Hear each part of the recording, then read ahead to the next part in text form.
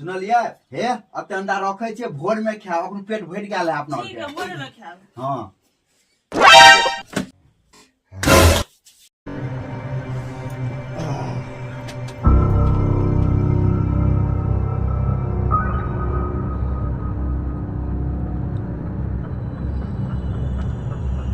तो सुइत रहल है हमरा तो रहल चाहे अंडा बिनु हम जैसे में से एक दूटा अंडा खा ले थोड़ी का पता चलता।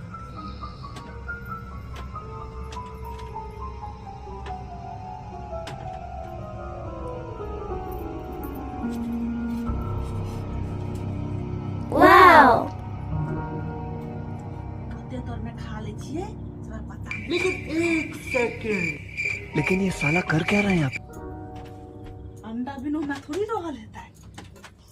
अरे देवा, ये गड़बड़ है बाबा।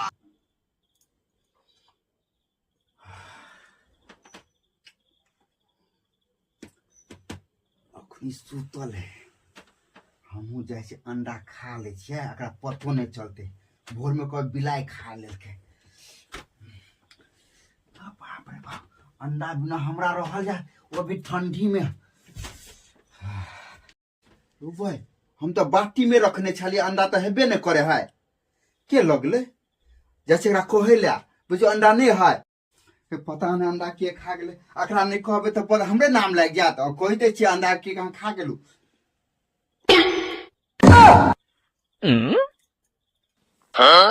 तब हम सोचे छलिए कि अंडा की भेले पूरा खा गेली तो वही जो एको अंडा के बचे गेली ना भूख लगल छल ग।